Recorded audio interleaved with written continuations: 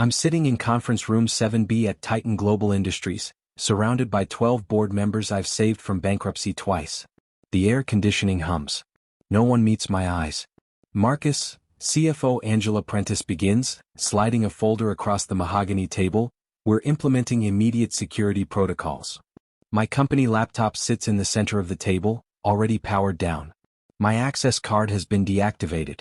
My email was suspended at 9:47 a.m., mid-sentence to a vendor in Singapore. 23 years.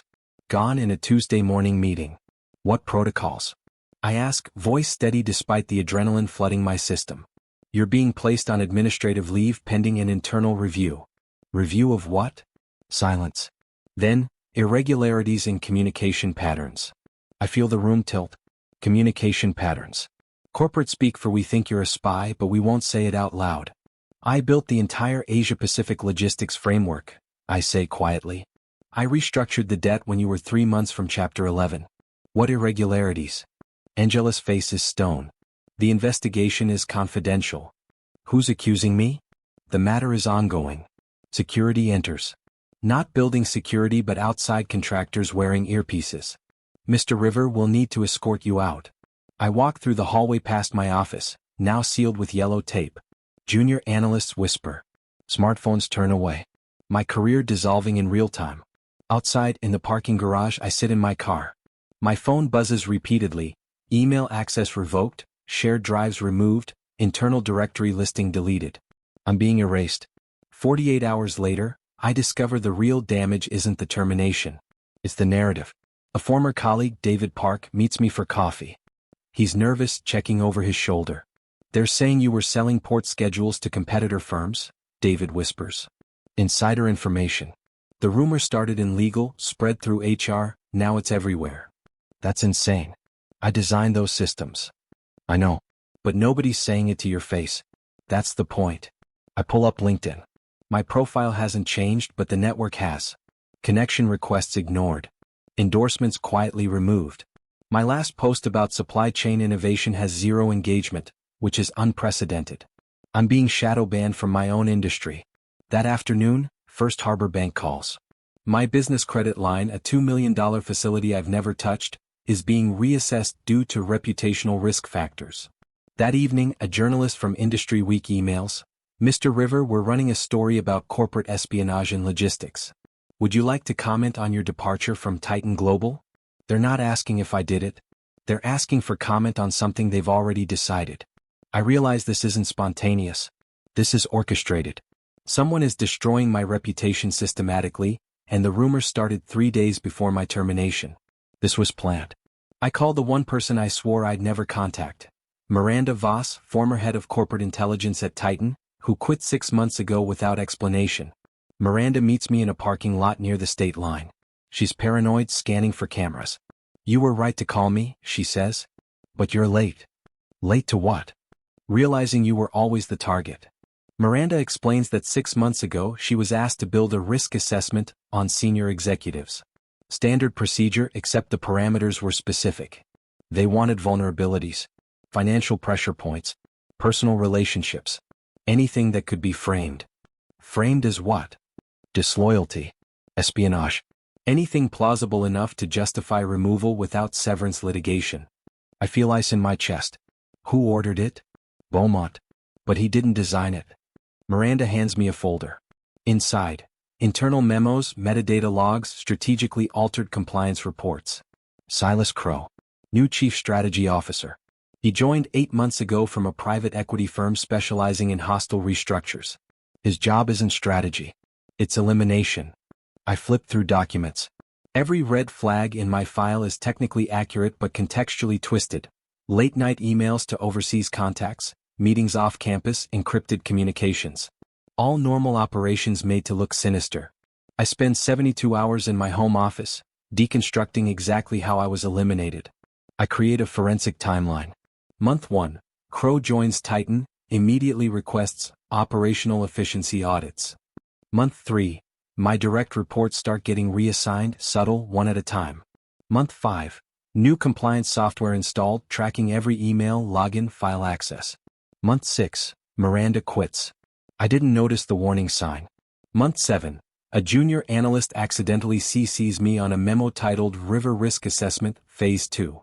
Month 8, Administrative Leave. Erasure. It's a playbook. Methodical. Repeatable. But Crow didn't account for one thing. I built the systems. I know where the real vulnerabilities are. I access an old backup server, a redundant system I designed 5 years ago for disaster recovery. IT never decommissioned it because they didn't know it existed. Inside, I find complete archives of executive communications, financial transfers, board meeting recordings, including Beaumont's private emails about a massive acquisition deal with Vanguard Holdings, dated 6 months before any public announcement. Internal projections show Titan's Asia-Pacific division, my creation, valued at $2.1 billion, nearly 25% of the total sale price. Then I find a recorded board meeting from 4 months ago. Beaumont's voice comes through clear as glass. Marcus is brilliant, no question. But brilliance becomes liability in transitions. Buyers want control, not dependencies. We need him gone before December. Another voice, Crow, I can manage that. Cling. Quiet. No lawsuits. Beaumont, how? Crow, we don't fire him for cause. We make him radioactive. Industry-wide. By the time he realizes what's happening, his reputation will be unsalvageable. He'll take a settlement just to make it stop. Laughter on the recording. I play it 3 times. Not from disbelief. From memorization. I burn the audio to 5 encrypted drives, send copies to 3 different secure locations. Then I do something unexpected. I call Titan's main line and ask for Reginald Beaumont's office. The secretary is flustered. Mr. River, you're not supposed to. Tell him I'd like to have lunch. This week. Somewhere public. Silence. Then, I'll pass along the message. I hang up. My phone rings 4 minutes later. Unknown number. I answer. Beaumont's voice, smooth as ever, Marcus. Lunch is unnecessary. If you'd like to discuss a settlement. I don't want money, Reggie. Long pause. Then what do you want? I look at the 5 encrypted drives on my desk. Lunch. Thursday. Noon. Choose the restaurant. I hang up. Thursday noon. Greystone Club, private dining room. Beaumont arrives with Silas Crow. I expected this. You didn't come alone, I observe. Neither did you, Crow replies, eyeing the briefcase I'm carrying. This? Just documents. Old contracts. Thought we could reminisce. Beaumont forces a smile. Marcus, let's not make this difficult. You've had a distinguished career. The separation was unfortunate. But we're prepared to offer a generous package. 12 months severance, full benefits, NDA. I don't want severance. Crow leans forward. Then what? I want to understand why. Beaumont and Crow exchange glances. I continue, 23 years. I saved this company twice. Built the Pacific Division from nothing. And you erased me in a Tuesday morning meeting. I just want to know why. Beaumont's face softens, the mentor mask returning. Marcus, you're too valuable. That's the problem. We're entering a new phase. Growth.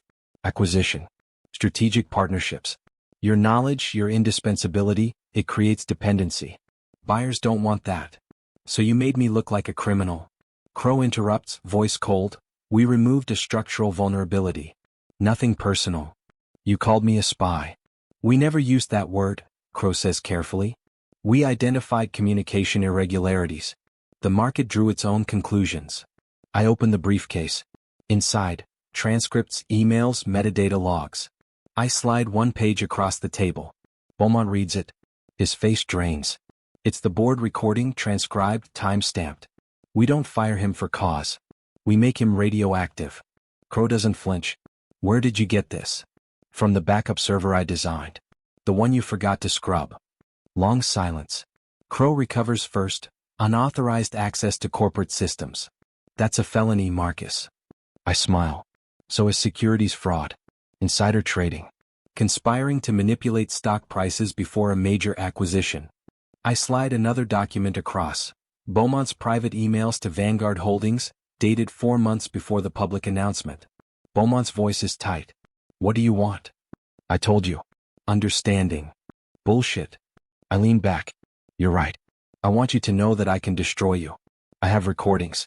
Emails. Financial transfers. Enough to delay the Vanguard deal by 18 months minimum. Enough to trigger SEC investigations. Enough to make you both unemployable. Crow's jaw clenches. You release that, you go down too. Maybe. But I've already lost everything. You haven't? Not yet. I stand, close the briefcase. I'm not releasing anything today. I just wanted you to know it exists. 3 days pass. No calls. No threats. No settlement offers.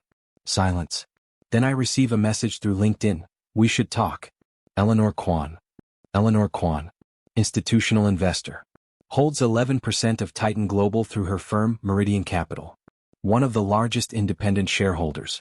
We meet at a museum, her choice. Neutral, public, anonymous. Eleanor is 60, sharp-eyed, wearing a tailored suit that costs more than my car. You've made powerful men very nervous, she says, studying a Rothko. That wasn't my goal. What was? Survival. Eleanor nods. I've been watching Titan for months. Something felt wrong. Stock buybacks at unusual times. Executive turnover. Then you disappeared. I started asking questions. And I found 6 other executives, all erased the same way. All brilliant. All inconvenient. All gone without litigation. I didn't know there were others. Eleanor continues, Beaumont and Crow are cleaning house before the Vanguard sale. They're eliminating anyone who might complicate the narrative. You're not the target, Marcus. You're the pattern. Why tell me this? Because I have $17 billion under management, and I don't invest in companies that treat people like liabilities. If the Vanguard deal goes through with this leadership, I'm pulling out. But I need proof. Over the next week, I tracked down the other 6 executives Crow erased. Yuki Tanaka, former VP of Logistics, accused of vendor favoritism, now runs a small import business in Oregon. Dr. Rashid Ansari, Chief Data Officer, accused of unauthorized data sharing, now teaches at community college. Claire Delaney, Head of Legal Compliance, accused of conflict of interest, now works part-time at her sister's law firm. Marcus Okonkwo, Regional Director for Africa Operations, accused of financial irregularities, now unemployed. Priya Sharma, Senior Acquisitions Lead, accused of improper communications, now freelancing. Tom Hendricks, VP of Security, accused of misuse of surveillance systems, now a private consultant. Each one the same story. No formal charges, no severance litigation, reputation destroyed, career over. I meet them individually. Some are broken. Some are angry. All are skeptical. Why should we trust you? Tom Hendricks asks. You worked with Beaumont for 20 years. Because I was the last one they erased. And I have proof. I show them the recordings, the emails, the playbook. Claire Delaney, the lawyer, reads through everything. This is systematic. It's corporate murder. Dr. Ansari, the data scientist, notices something in the metadata. These erasures aren't random. Look at the timing. Dr. Ansari maps the erasures on a screen. Each executive was removed exactly 60 to 90 days apart. Each one controlled a key operational area. Together, we represented the entire institutional knowledge of Titan Global. This wasn't about eliminating threats, Ansari says quietly. This was about transferring knowledge. I don't understand. Transferring to who? Ansari pulls up corporate filings. After each of you left, Titan hired consultants. Expensive ones. From the same firm. Which firm? Obsidian Partners. A subsidiary of Vanguard Holdings. The room goes silent. Yuki Tanaka speaks, voice shaking with rage. They weren't just erasing us. They were replacing us with the buyer's people. Before the sale was even public. Claire Delaney's legal mind snaps into focus. That's securities fraud. Backdoor integration before disclosure. The 7 of us, all erased, all invisible, all furious, form a plan. Not revenge. Something cleaner, disclosure. We'll force the SEC to investigate. Force the board to postpone the sale. Force the truth into the light. Eleanor Kwan agrees to fund the effort and leverage her shareholder position. I choose Dr. Ansari to go public. The data scientist is quiet, credible, impossible to discredit. We arrange an interview with Financial Times. The headline drops on a Monday morning. Former Titan executive alleges systematic erasure campaign ahead of $8.7 billion sale. The article is devastating. Ansari's credentials, detailed timeline of his removal, statistical analysis showing the pattern across 7 executives, whistleblower protection filing with SEC. No accusations. Just facts. Titan stock drops 4% in the first hour. By noon, CNBC is running the story. By 3 p.m., Beaumont releases a statement. Dr. Ansari's departure was a mutual decision based on strategic realignment. Any suggestion of impropriety is categorically false. But the damage is done. That evening, Tom Hendricks sends me a video file. Security footage from Titan's executive parking garage, dated 2 days prior, showing Silas Crow meeting with someone. The audio is clear. Crow, Rivers making noise. We need to escalate. Unknown voice, how far? Crow, discredit him completely. Criminal charges if possible. Unknown voice, based on what? Crow, I don't care. Fabricate something. He accessed corporate servers after termination. That's unauthorized entry. Computer fraud. Federal crime. The unknown person hesitates. That's a line. Crow, we're past lines. The deal closes in 6 weeks. I recognize the voice. Angela Prentice. The CFO who fired me. I post the video publicly. Within 48 hours, Titan's board calls an emergency session. Eleanor Kwan uses her 11% stake to demand presence. I'm invited as a material witness. The boardroom is packed. 15 board members, lawyers, PR consultants, Eleanor's team. Beaumont looks like he hasn't slept. Silas Crow is absent, placed on administrative leave. Then Angela Prentice stands. I'd like to make a statement. Everyone stops. Angela's voice shakes but remains clear. Everything Marcus said is true. I was part of the erasure campaign. Silas Crow designed it. Reginald approved it. I executed it. I kept records. Emails. Recordings. I'm resigning effective immediately. And I'm cooperating with the SEC investigation. The room erupts. The board chair calls for order. This board has a fiduciary responsibility. Reginald, the question is whether you remain as CEO. Beaumont looks at me. For the first time there's fear in his eyes. I stand. I want a board vote. Beaumont's removal. Immediate ethics review of all executive terminations. And public apology to every person who was erased. Eleanor adds, or I withdraw my stake publicly. Your stock will crater. Vanguard will walk. 10 hands vote for Beaumont's removal. It's over. 2 weeks later, Beaumont resigns with 0 severance. Crow faces SEC investigation. The 7 of us receive public apologies. I'm offered full reinstatement. I decline. Instead, I start River Consulting Group, helping erased executives fight back. They tried to erase me. They created something more dangerous. A man with nothing to lose and everything to build.